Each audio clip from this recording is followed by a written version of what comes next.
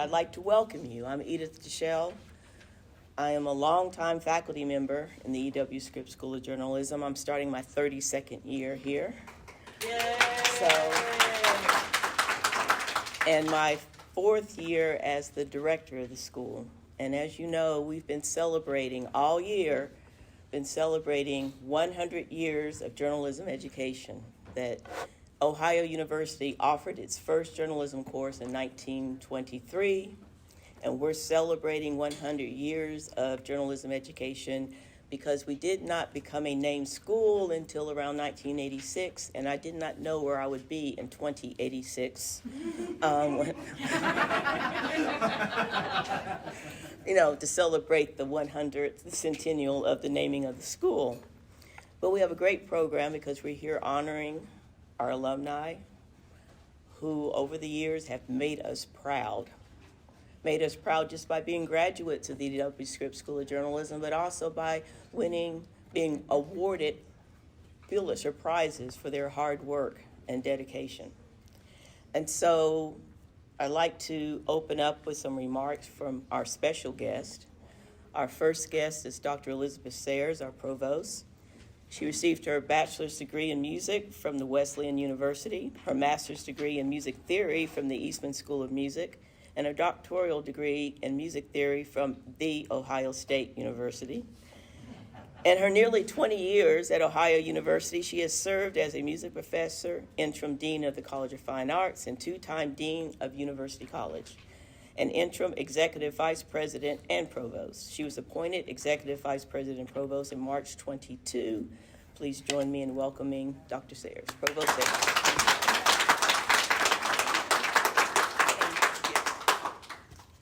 Good afternoon. Thank you for that introduction. And actually, I've been 3 times Dean of University College, so. Fact check. Thank you. Yeah, that's what I'm here for. Please update that LinkedIn profile. Well, I'm very excited to be here with you as the Journalism School is celebrating a century since the first journalism course was taught on campus. It's hard to believe. Its news and strategic communication alumni are leaders in organizations around the world. Its students gain valuable experience with on-campus media and professional organizations that prepare them to do award-winning work while they're still students, and that carries into their full-time professional careers. 25 alumni or non-degree journalists have earned 21 Pulitzer Prizes since Carl Van Anda led the New York Times coverage of the sinking of the Titanic, which received the first ever public service Pulitzer. The journalism school consistently ranks among the top 10 in the country in the company of much larger schools, and it carries on the legacy of its namesake, E.W. Scripps, to, quote, give light and the people will find their own way, end quote. Through experiential learning, innovation, professional ethics, and determination to find and report the truth without fear or favor. I'm grateful to have the opportunity to join you today as we celebrate 100 years of this award-winning work by the E.W. Scripps School of Journalism, and as we honor members of the Cincinnati Enquirer who won the 2018 Pulitzer Prize for local reporting for the special report, 7 Days of Heroin. Thank you again, and congratulations to the Scripps School of Journalism.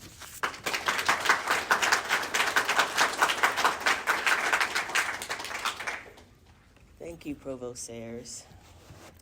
The Honorable Steve Patterson has lived in Athens since 1998. Do I see him? Is he here? Looking.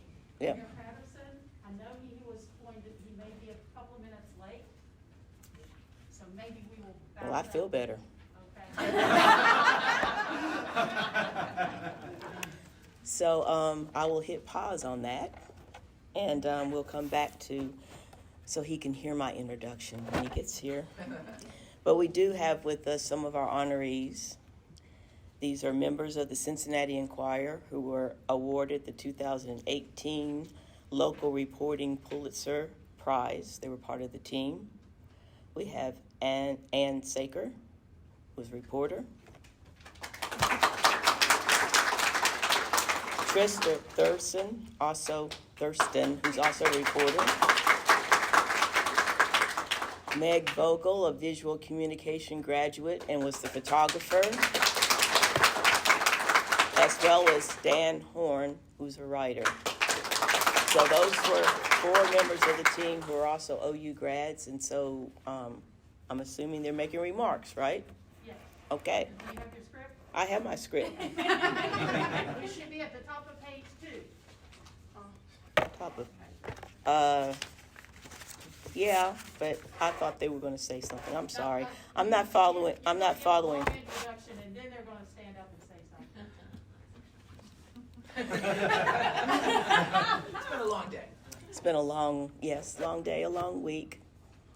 And, okay, I'm sorry. Let's try this again. That's what I'm here for. Yep. E.W. Scripps School of Journalism alumni were critical members of the team at the Cincinnati Enquirer that produced the 7 Days of Heroin project, which received the 2018 Local Reporting Pulitzer Prize. Ann Saker, Trista Thurston were among those reporters who went into communities to find people living in addiction or just trying to live, and those trying to save their lives. Med Vogel, a proud Viscom alum, gathered images to show the faces of addiction and first responders. Dan Horn co-wrote the project with full-time opioid addiction reporter Terry DeMio. In a letter to readers explaining why the Enquirer produced the project, editor Peter Batia wrote, "The work assembled here took weeks and months of planning, and during a week in July, more than four dozen reporters and photographers spread out across the metro area to document the heavy burden of heroin here. Our colleagues at the Media Network of Central Ohio, 10 news sites across the middle of the state from Chillicothe to Port Clinton, also participated. We undertook this work spreading our staff throughout courtroom jails, treatment facilities, finding addicts on the streets, and talking to families who have lost loved ones.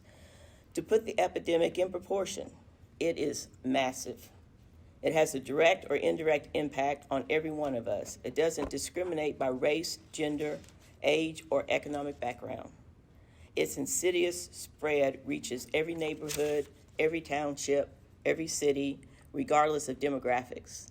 And it is stressing our healthcare systems, hospitals, and treatment capacity. We set out to do this project not to affirm or deny differing views on the cost of battling addiction and its impact. Rather, we set out to understand how it unfolds day in and day out. I believe you will find what we found to be staggering. The Pulitzer Board agreed. We're proud and honored to have 4 members of that team with us. Oh, this is a long one. You can tell I didn't do my homework. Let's go. Ann Saker was a staff writer at the Raleigh News and Observer and the Portland, okay, I'm getting tongue-tied. Oregonian? Oregonian. Okay, yep. I knew I was going to mess that up. Before returning home to Ohio to conclude her journalism career at the Cincinnati Enquirer, where her beat was personal, family, and community health. Saker is now a full-time artist and writer. Her book, Amid the Flowers, about her time working in the floral department at Kroger, is available on Kindle. Thanks for the plug. You're welcome. I have a friend who works in the flower department at the Kroger here. Trista Thurston. It's time to hear from Ann. Oh, well, see, you don't have that in here. I put the dotted lines. That doesn't mean anything to me. I'm sorry. Thank you. Come on.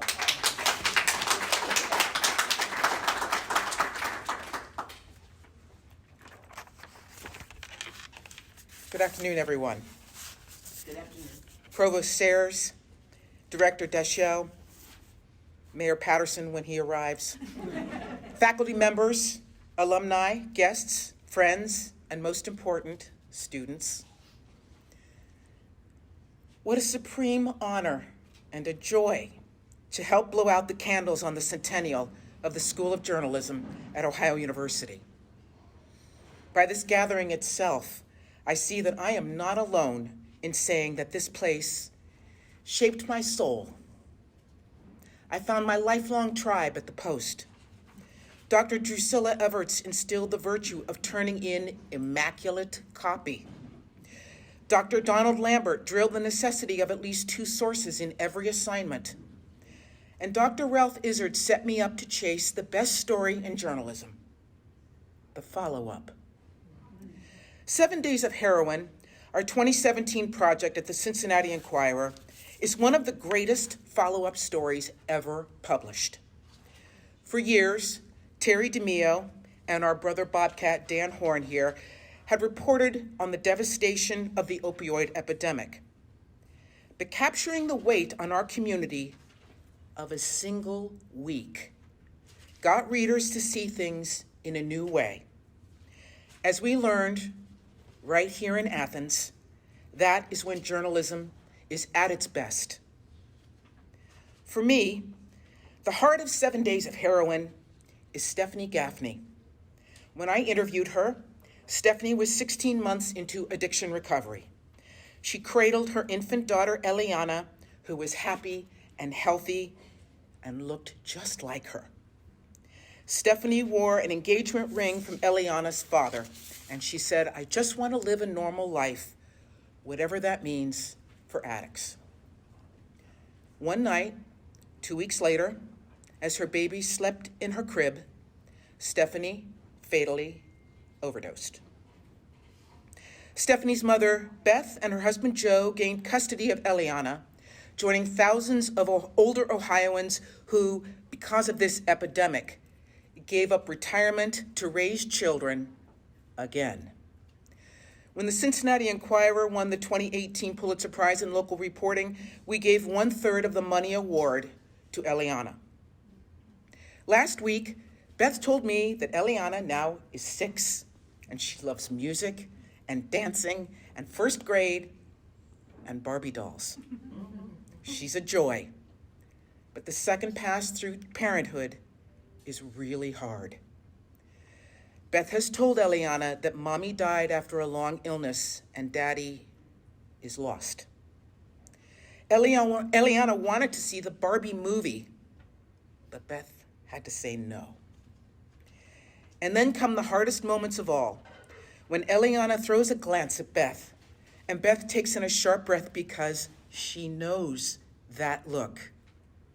It was Stephanie's look. Here in beautiful Athens at Ohio University, I found no better life than chasing the follow-up story to capture, for a moment, the passage of time. Happy 100th birthday, School of Journalism, and thank you for listening.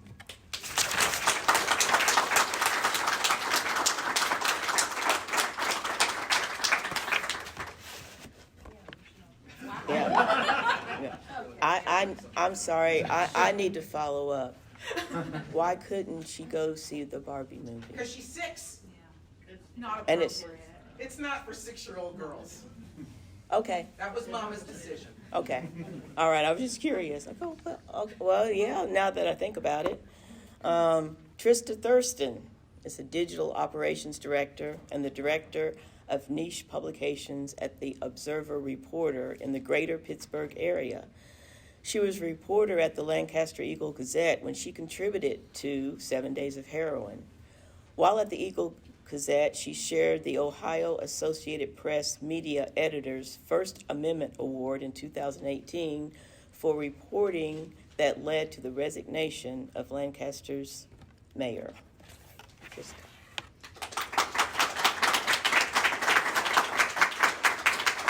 I'm kind of wishing I didn't have to follow you up because I didn't actually prepare anything. I'm actually the odd man out of our foursome. These three actually worked together at the Cincinnati Enquirer. I was at the Eagle Gazette, and I was accompanied by our photographer Matt Berry, and we were tasked with, hey, we're covering the heroin epidemic across Ohio. Go out into your community and find what you can for the heroin epidemic. And I was already enmeshed in that community because I was the breaking news reporter, and breaking news meant addiction. every breaking news story tied back to addiction in some way. And I was already very personally enmeshed in this community.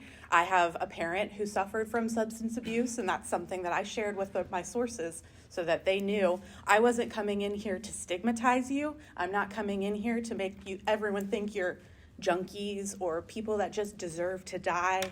I'm in here because I care about my community. I don't want to see you die on the street. I carried Narcan. I never had to use it, but I was absolutely willing. So it was so easy for me to be the one tasked in Lancaster to do this work because I already had the sourcing. I remember Ashley. She was a former a former addict herself who went on to do great things, and it makes me cry now because she's helping her fellow community. She's gotten sober and she's counseling those that need assistance in her community, established a halfway house. That was one of the pieces that I covered. She had a benefit dinner for establishing her halfway house and seeing her speak in front of her father, who was also plagued with addiction, and just beaming because she broke that cycle right then and there. She was able to turn her life around for her son and her family. I rode along with a community paramedic who was following up with a gentleman who had just been released from the hospital after an overdose and trying to get him resources. Because if he lost his home, his car, any of those, he would have been right back in the same place, right in the hospital again, turning back to drugs because that was the only coping mechanism he knew. So this paramedic met with him and said, how can I help you? How can I keep you clean? When's your next appointment? When's your next counseling appointment? And followed up with him so that he had that resource and learned he was about to be evicted. All of their stuff was in bags. All of their stuff was in totes. And he said, we're late on rent. So thankfully, this community paramedic went to school with his landlord, could call him up and say, hey, I know this guy. He's trying his best. Can you give him another chance? Don't kick him out. He needs this. And thankfully, he was able to stay in his home and fight that fight and continue to sobriety. I sat in on a meeting where addicts were able to talk about their struggles, and they trusted me enough to talk openly in front of me. And I'm just so grateful that I got a chance to work on this story because I know that this work is still so important. On my drive down from Pittsburgh, I saw a billboard that said, fentanyl is killing us. If you or someone you love needs help, email this. So this reporting is just as vital now as it always has been. And this is one of my greatest joys to work on. So thank you so much for inviting us to be here today.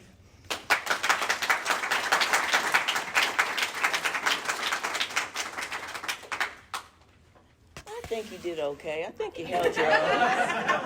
Yeah. I don't want to follow anyone. Yeah.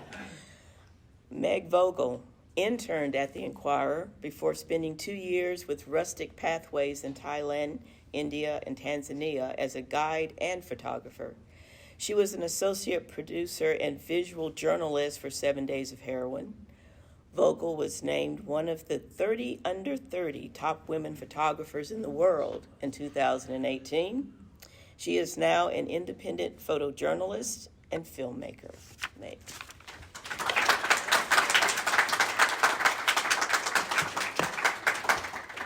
Thank you so much for, thanks, Dan.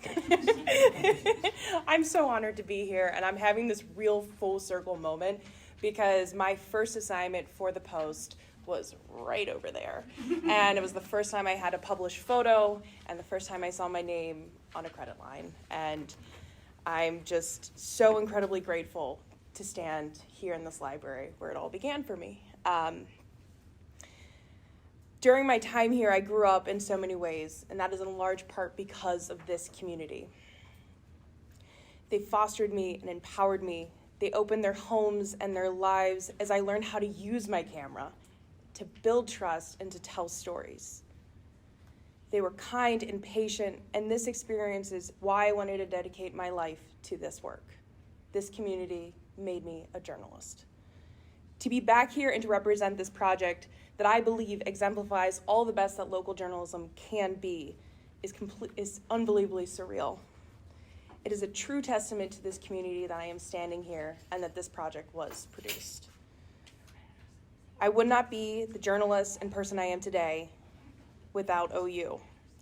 The foundation that was formed here is why I tell stories like 7 Days. As a visual journalist on this project, I wore a lot of hats. In a local newsroom, you wear a lot of hats. From pre-planning, optimizing schedules, figuring out assignments, trying to figure out what are we doing with 60 people. We have 7 days, we have 24 hours a day, let's utilize every single minute.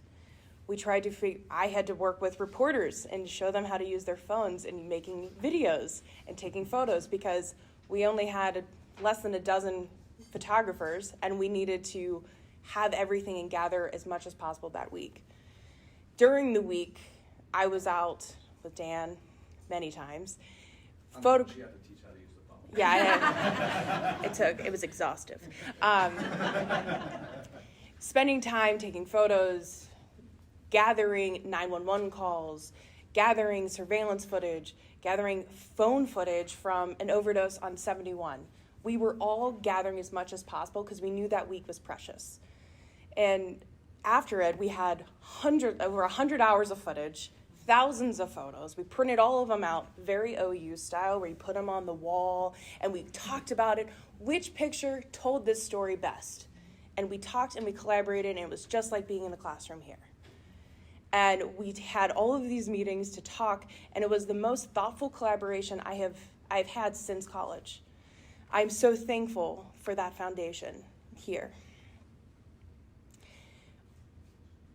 It was all possible because of this newsroom, who we leverage every single resource and all of the time we had to tell this story. We know we don't compete with the New York Times every day, but we knew this 1 week we could tell a story that's going to impact our community better than anyone else because we know the community.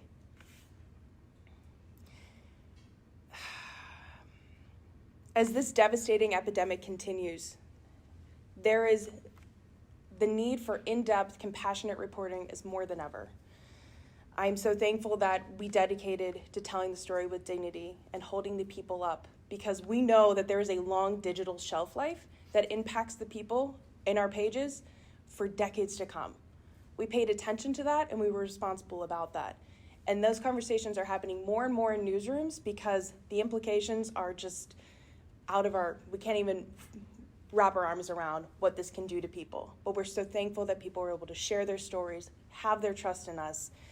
And I'm just really proud that 6 years later, this project is still having a ripple effect and such an impact. And it's an honor to be part of it and an honor to represent it here. So thank you.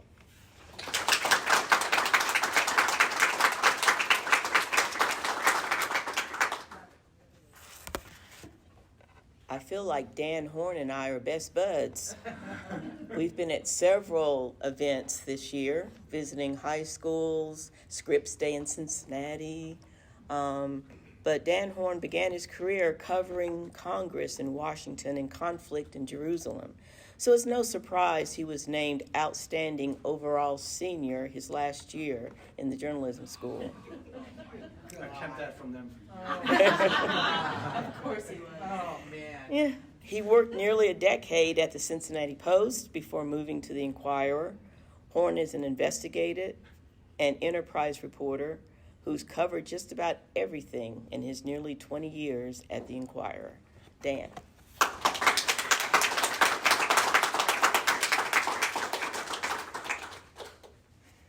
This went south in a hurry.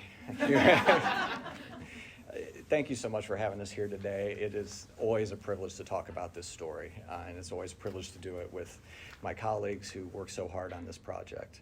And it's always great to be back on this campus. It's always like coming home.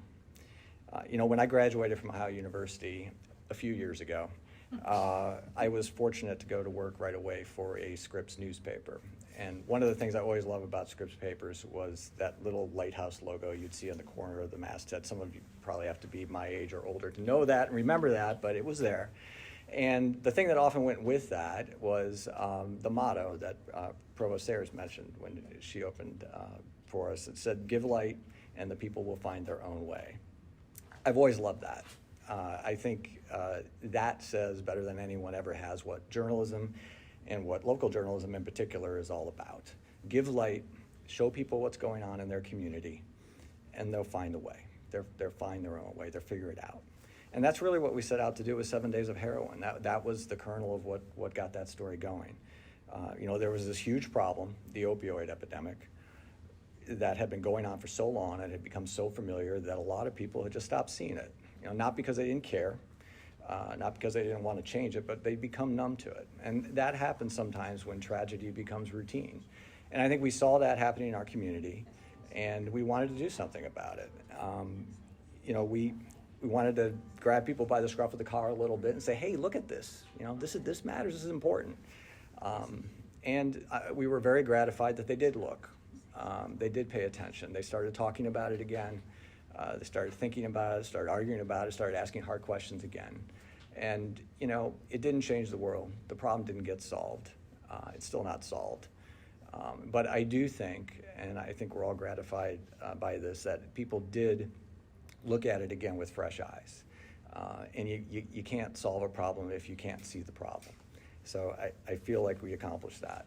And, I'm proud of the work we did on this story. It matters a lot.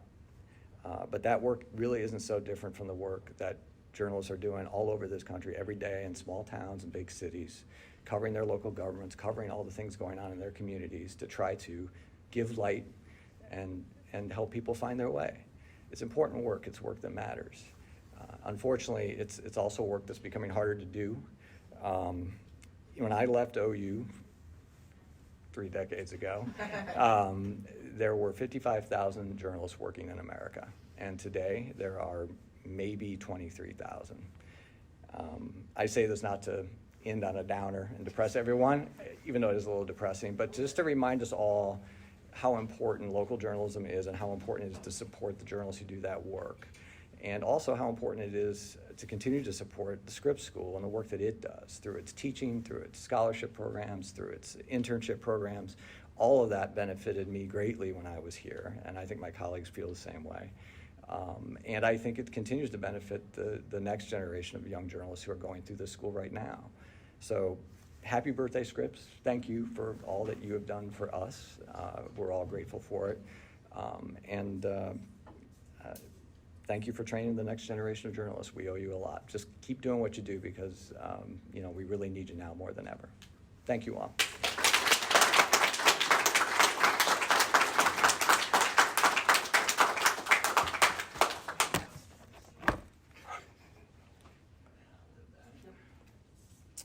In addition to being a faculty member in the E.W. Scripps School of Journalism and now the director of the school, I also consider myself a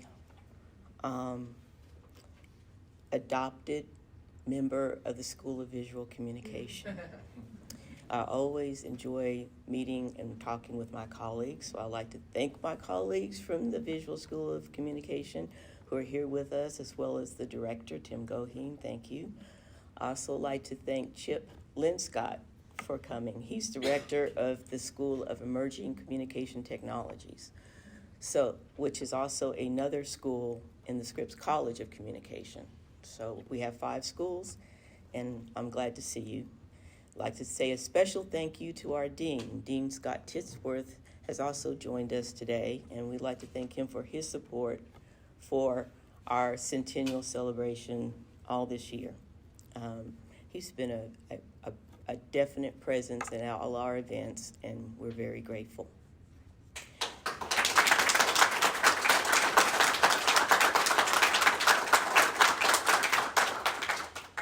My flash mob dance buddy, the Honorable Steve Patterson, has lived in Athens since 1998. He was an associate professor of health psychology at Ohio University until March 2016. Patterson served in the U.S. Air Force and the Air National Guard for more than 20 years in enlisted and commissioned ranks, retiring as a major with the District of Columbia Air National Guard. Air National Guard's 113th Fighter Wing.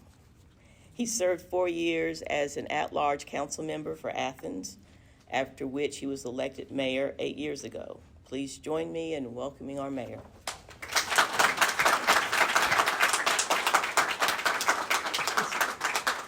Thank you. Thank you, Dr. Daschle. You know, it's interesting, both as a city council member and now as mayor for 8 years.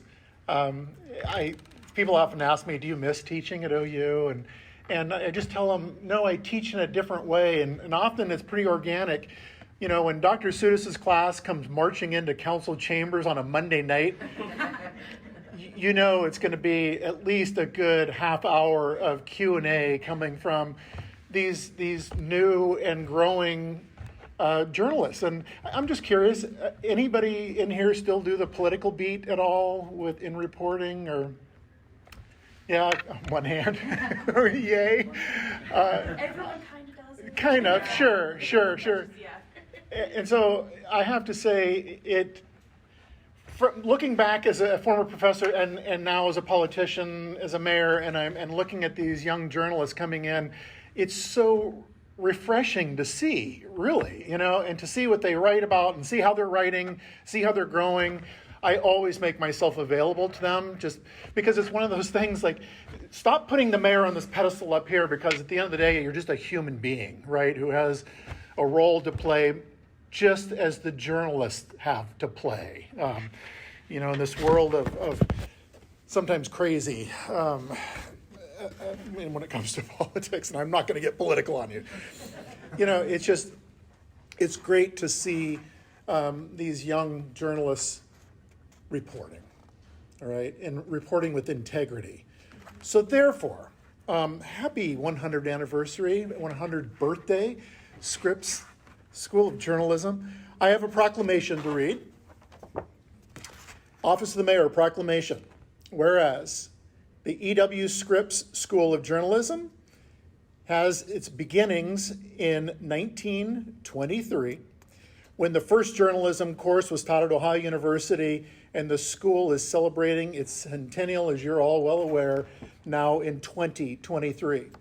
Whereas the Scripps School of Journalism consistently, and this is great, consistently ranks in the top 10 journalist school in the country.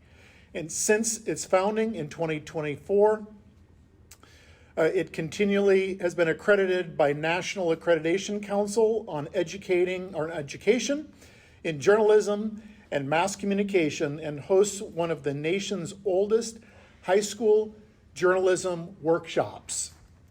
And whereas the E.W. Scripps School of Journalism's students have earned state, regional, and national awards for their work with campus media and journalism professional organizations, and they have served foreign correspondence internships in 48 countries on 6 continents. And whereas the E.W. Scripps School of Journalism prepares undergraduates and graduate students to serve with distinction as journalists, public relations, and advertising practitioners, and the faculty in the world's news organizations, creativity, and corporate agencies, nonprofits, and universities. And whereas the E.W. Scripps School of Journalism's alumni, in service to humanity, and this is great, have earned 17 Pulitzer Prize, among other journalism national awards.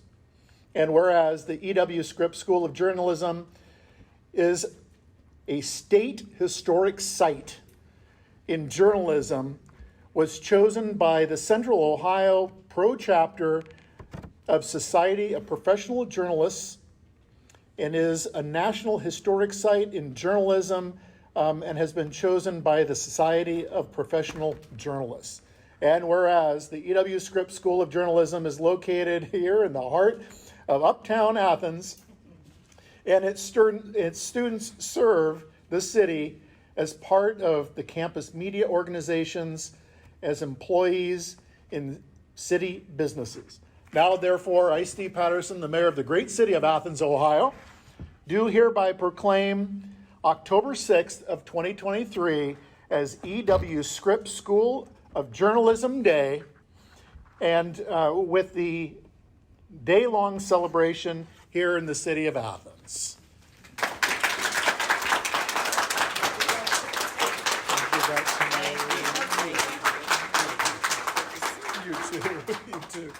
Should we start doing our flash mob now?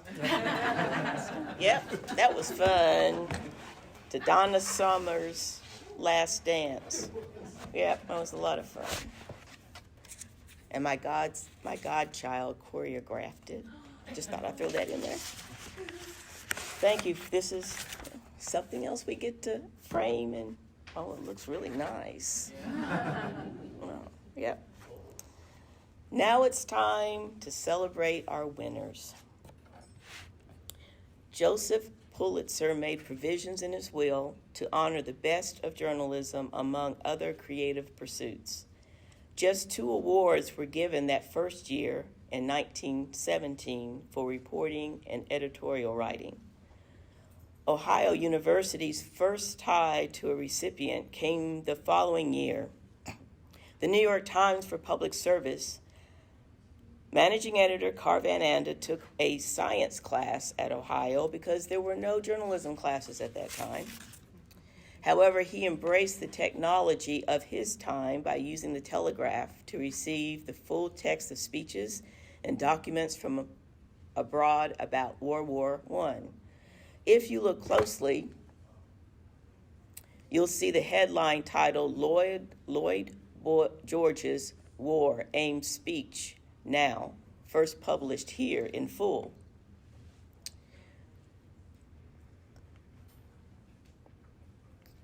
Clarence Page covered one of the most interesting cities in the U.S. after covering Ohio University for the Post. His series of stories reported more than 1,000 cases of voter fraud, with up to 50% of forged ballots in some precincts. 40 people were indicted. They say, vote early, vote often, and the Pulitzer Board voted for this one. Paul Gapp was assistant city editor for Urban Affairs, often wrote about those who had no voice in the city with big shoulders, as poet Carl Sandburg described Chicago. He served as executive director of the Chicago chapter in Illinois Council of the American Institute of Architects, knowledge he'd put to use 2 years later as a critic. Donnell Hinahan studied journalism at Ohio before leaving early to join the U.S. Army Air Force as a fighter pilot. After the war, he completed his degree from Medill School at Northwestern. He spent 2 decades at the Chicago Daily News, half of that as chief music critic, before moving to the Times, from which he retired. Clarence Page has been a syndicate at the Tribune since 1984. He shared his opinions on the McLaughlin Group, the NewsHour on PBS, Hardball with Chris Matthews, and NPR's Weekend Edition Sunday. Page also serves on the Tribune's editorial board. A drunken driver sideswiped a church bus, causing its gas tank to explode. The Louisville Courier-Journal staff documented every detail of what happened, with graphics showing where each of the dead were sitting and that the odor buses were unsafe in the event of an emergency. Their reporting led to improved bus safety standards and tougher DUI penalties in Kentucky. We're pleased to have the 2 editors from this project with us, James Hinahan and Mark Norton. Mark's wife, Judy, and daughter, Dana, a MSJ graduate from Scripps, are also here. So welcome, glad to see you.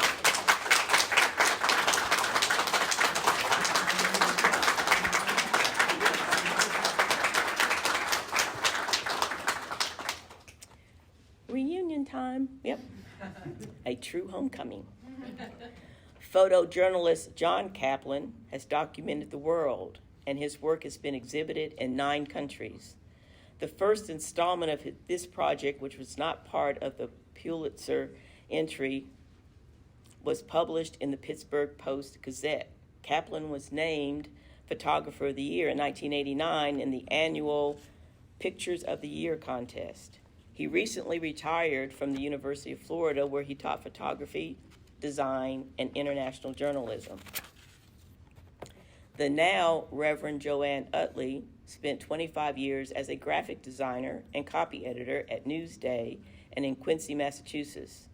The crash of TWA Flight 800 was a local story for the scrappy tabloid on Long Island.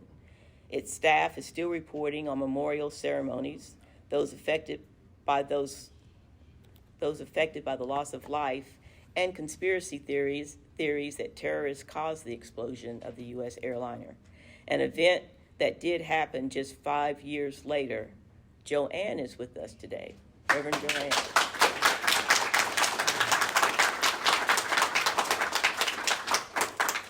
The Times-Picayune sent its staff around the bayous and around the world. Did I pronounce that right, Stan? Nope. Yep. Okay, all right.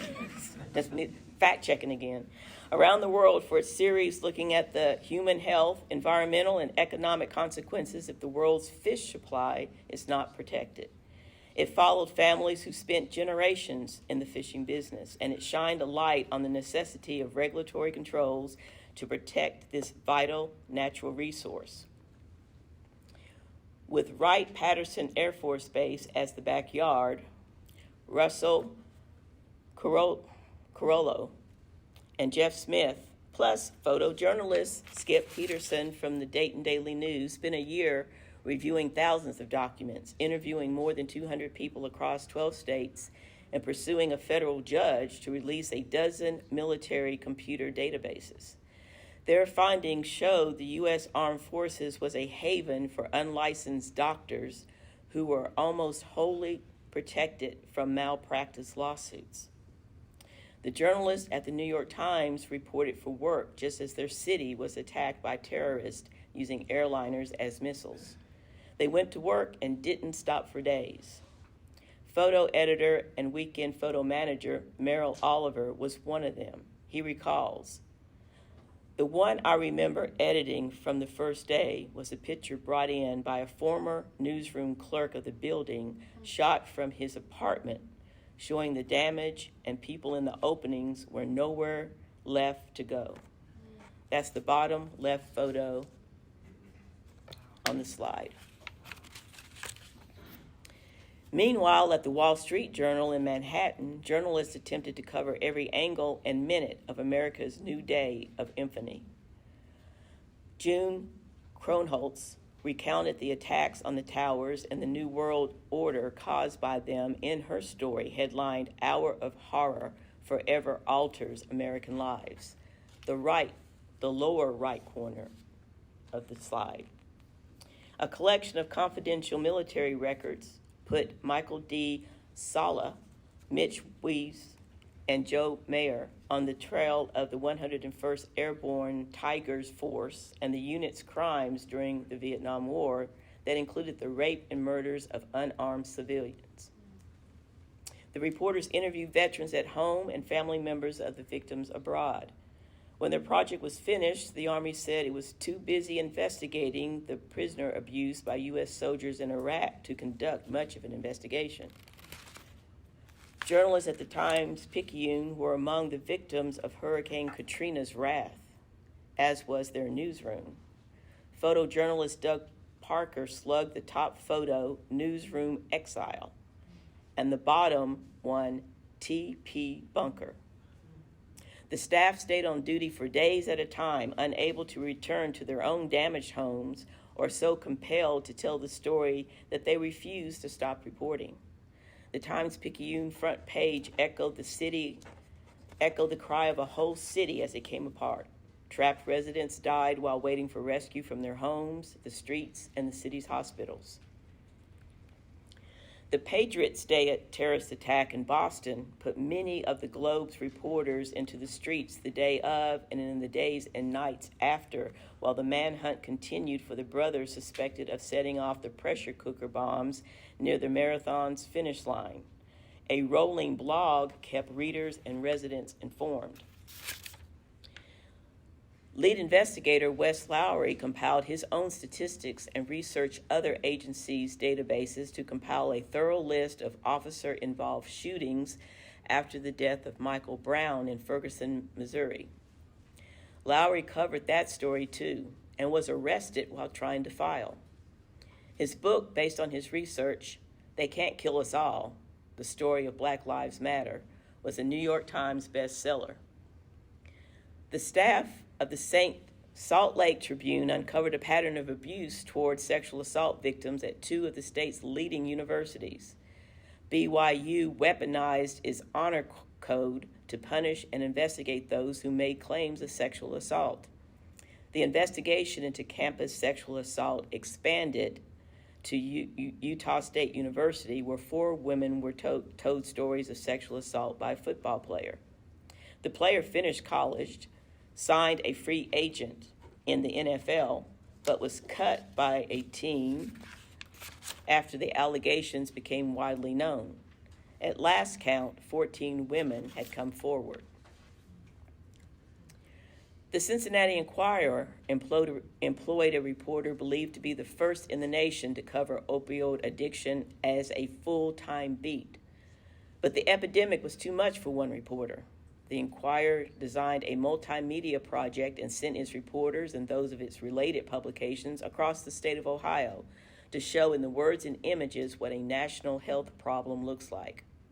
The result was 7 Days of Heroin, a tightly written and edited account of what those journalists found. Again, we are proud to have Dan Horn, Ann Saker, Trista Thurston, and Meg Vogel with us today.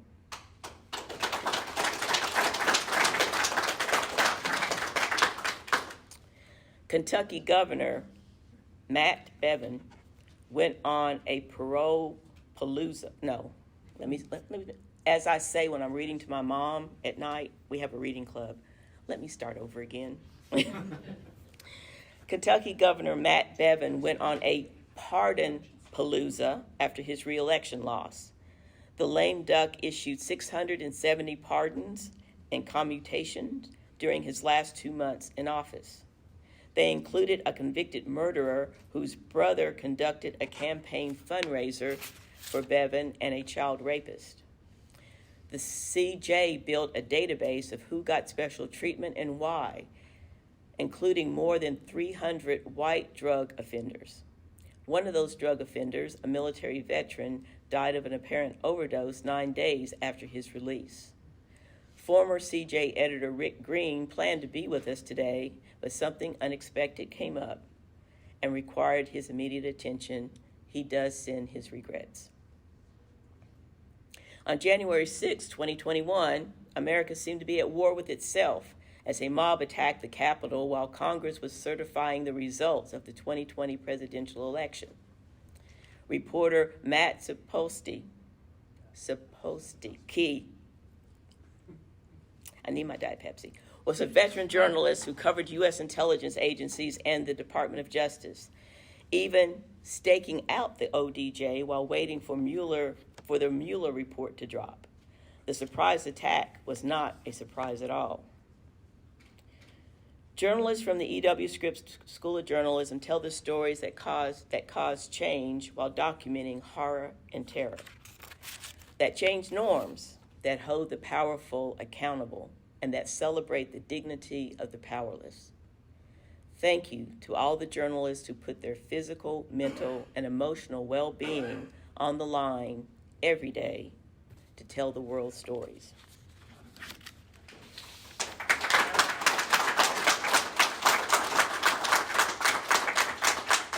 Dr. D, I apologize. I did not get added into the script, but Joe Marr is with us today. So Joe, I thought Joe was here. Okay, maybe not. Tell me your name. Jim Hanahan. Jim Hanahan. We didn't get Jim up. So Jim,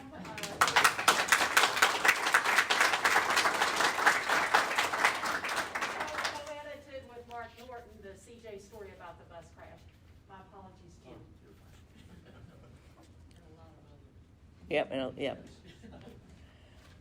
It's only a small, our effort in the E.W. Scripps School of Journalism to say thank you for your hard work, to recognize the hard work of photojournalists and journalists and designers and illustrators who tried to make transparent how our country is operating, both not only in the United States but around the world. And I'm just happy to be able to be part of this celebration. It's been a very good day. And I don't have any other instructions on what I'm supposed to say. It just says closing remarks. So my apologies if I mispronounced a name. I'm practicing for tonight when I talk to my mom. And we do have refreshments, a reception in the back. So please stay, say hello. Thank you for coming, and it's been a great centennial celebration since today is Scripps Day in Athens, Ohio. So thank you.